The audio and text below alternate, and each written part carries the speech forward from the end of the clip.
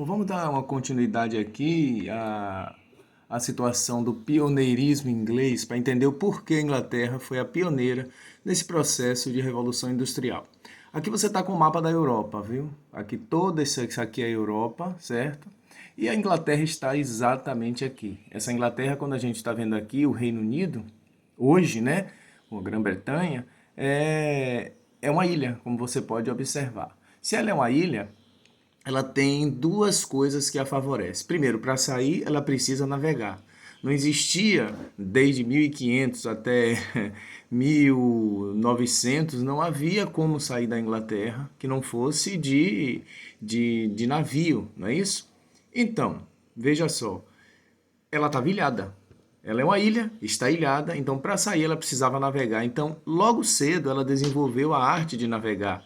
Países como Portugal, Grécia na antiguidade, Roma, a Fenícia, como a gente já viu, tinha a arte da navegação. E a Inglaterra não era diferente, certo? Não poderia ser diferente. Tanto que criou uma potente marinha de guerra e mercante, certo? Então, essa característica de ilha fez com que a Inglaterra é, ela passasse a navegar e ao mesmo tempo se livrar de algumas das querelas, de alguns problemas que acontecia aqui na Europa. Então ela ficou um pouco afastada. Não que ela não se metesse em confusão, porque se metia, mas assim, do centrão da Europa ela estava livre, então ficou com a cabeça ali descansada, quieta para fazer a sua revolução, certo? Agora vamos lá. Então o primeiro ponto que a gente vê aqui é a geografia. Justamente a geografia favorecendo o pioneirismo inglês nessa rota da navegação. Os atos de navegação que a gente já viu o ano passado fala sobre justamente a primazia, a exclusividade, aliás, da Inglaterra dentro dos seus portos e das suas colônias. Navios ingleses, somente navios ingleses podem navegar pelos seus portos. E criou-se aí uma marinha poderosa, os atos de navegação, que foram criados por Oliver Cromwell. Bom, a Inglaterra, por ser uma ilha também, desenvolveu um comércio interno e um externo muito promissor, certo? O comércio interno lhe garantia o abastecimento interno e criava o mercado interno. O comércio externo, a gente leia-se aí as colônias, principalmente. A balança comercial favorável que a gente tanto viu quando falamos sobre o Tratado de Mitten, por exemplo, quando ela e Portugal fizeram o acordo dos panos e dos vinhos, né? Portugal vendia vinho e ela lhe vendia panos. E a balança para ela estava favorável, porque nessa época o pano valia mais, o tecido valia muito mais do que os vinhos. A abundância de matérias-primas, isso aí também deve-se muito às colônias. As matérias-primas vinham de suas colônias e às vezes até de colônia de outros, como por exemplo do Brasil, o algodão. E esse algodão que vinha do Brasil e agora maciçamente das 13 colônias e depois até mesmo dos Estados Unidos, quando independentes, ajudou bastante na indústria têxtil. A abundância de ferro e carvão. Falei na sala de aula a respeito da incidência de ferro e de carvão dentro do território inglês. A gente vê muito isso também em locais como, por exemplo, o país de Gales, né? A própria a Escócia e dentro da própria Inglaterra. O ferro serve para você construir a base de toda a indústria, para construir máquinas, a base de construções, e o carvão como a energia a vapor. Havia muita mão de obra na Inglaterra, porque também já lemos sobre isso. A partir de Henrique, houve uns enclosures, que eram os fechamentos de áreas, né, livres, restringindo o acesso da população. E depois, mais adiante, Elizabeth também confirmou essa tendência, porque aí foi ao mercado, áreas criadas para criar um mercado de lanifício, né? Então, isso aí liberou mão de obra através do êxodo rural para as cidades. Uma monarquia constitucional, aí já é uma causa política. O rei deixou de mandar e quem manda é o todo-poderoso parlamento. E aí ele passa a decidir de forma mais racional e de interesse próprio, né? Porque aí já vem o próximo aqui embaixo, que é a ascensão da burguesia. Ela estava também dentro do parlamento e começou a decidir sobre a a sua questão econômica. E aí a política estava casada com essa questão econômica, que a própria burguesia estava dentro do parlamento. O acúmulo de capital é dinheiro. Ninguém faz uma revolução com sonho, né? Principalmente uma revolução econômica. Então, o acúmulo de capital veio a partir das colônias, né? Já falamos isso, que proporciona comércio, que proporciona dinheiro, mas também duas coisas que seriam reprováveis, né? A pirataria, a Espanha que o diga, né? Os piratas do Caribe e o tráfico negreiro, que a Inglaterra chegou a ser a segunda maior traficante negreira do mundo, perdendo apenas para Portugal. Bom, voltando aí à questão dos enclosures, de criação de ovelha, isso aí estimulou a manufatura no reinado de Elizabeth I, certo? Então já cria-se um processo manufatureiro. E investimento em tecnologia, que é o que faz com que haja uma tecnologia apropriada e que produza de forma racional, certo? Nesse segundo caderno aqui, a gente pergunta sempre o seguinte: mundo do trabalho, o que é que mudou? Primeiro, as atividades começaram a ser fracionadas, certo? Cada qual faz uma atividade. Isso ajudava bastante a melhorar a produtividade. Racionalização, agilidade e uniformização nas atividades também, na produção de determinado objeto, de determinado produto, né? Racionalização, agilidade e uniformização, principalmente essa última, por quê? Porque os produtos saem uniformes, certo? Como se fosse algo que serve para todos e daquela mesma forma.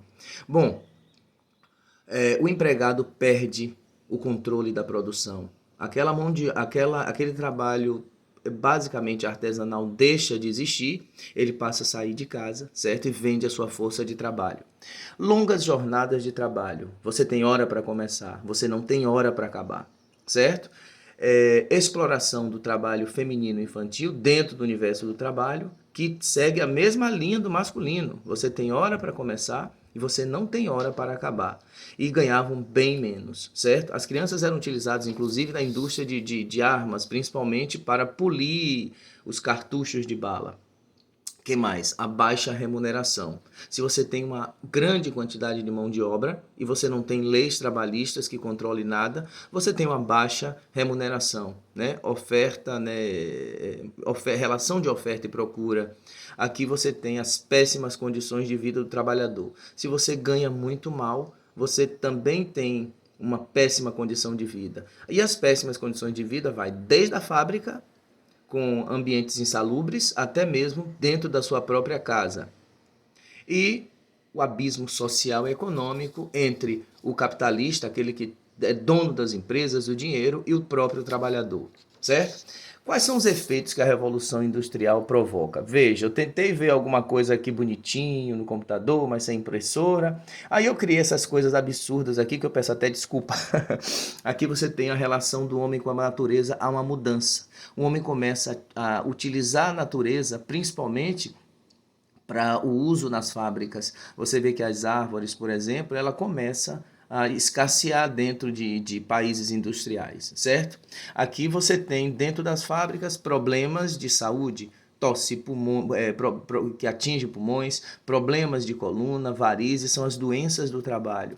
Você tem a poluição diversa ao redor das fábricas, dentro das cidades, próximos às casas. Aqui você tem a busca por ferro e carvão. Isso aí vai ser, isso aí vai alterar também a geografia do espaço. Você tem mudanças no espaço urbano. Há construções amontoadas, há uma qualidade de vida dentro das cidades já caindo de qualidade de vida. Você tem uma falta de planejamento urbano, que é óbvio, se você vai amontoando pessoas em uma cidade, e sem planejamento vai dar errado, né? Vai dar problema. E aqui já vai mais para o âmbito pessoal. Você tem mudanças nas comunicações, certo? As pessoas conversam menos. Ao mesmo tempo, cria-se meios de comunicação mais objetivos para respeitar aí o comércio, para fazer o trânsito de pessoas e de matéria-prima e de produtos industrializados. Bom, as, a gente tem aqui, por exemplo, as relações humanas que tornam-se mais frias. Você não tem muito tempo mais para conversar. Agora é a busca pelo dinheiro, certo? E inclusive vai em todas as classes sociais. As transformações nas estruturas familiares. Aí você vê que pai, mãe, filho, cada qual passa aí para um lado, ganhar o tostão de cada dia, porque todos eles estão trabalhando. E não há mais aquela relação familiar como se imagina. Bom, veja só, no capítulo de vocês que eu passei a partir daqueles esquemas, né? A gente tem daqueles slides, a gente tem aqui a evolução do processo produtivo que está no slide de Revolução Industrial. Aqui você tem a ida desde o artesanato até o processo de mecanização, antes da Revolução Industrial e com ou após a Revolução Industrial, passando pelo artesanato, pela manufatura, pela mecanização, e você vai ver todas essas coisas que puderam ocorrer. Não vou ler porque o vídeo tem que ser um pouco curto, né? Senão a gente não consegue transferir. E isso aí está no slide de vocês, é só para chamar atenção. Assim como para chamar atenção a respeito das fases da Revolução Industrial. A primeira na Inglaterra, século XVIII, a partir de 1750.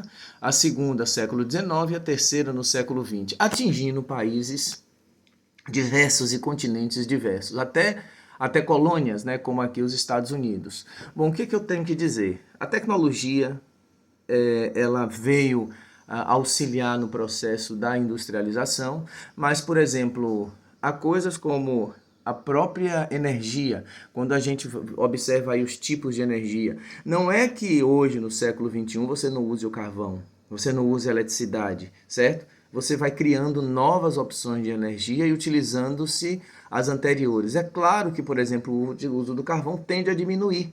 Então, o que é que a gente torce? Que hoje se use energias mais renováveis. A gente tem o sol, a gente tem o vento, a gente tem os biocombustíveis, mas ainda continuam a usar as energias que poluem. Obrigado.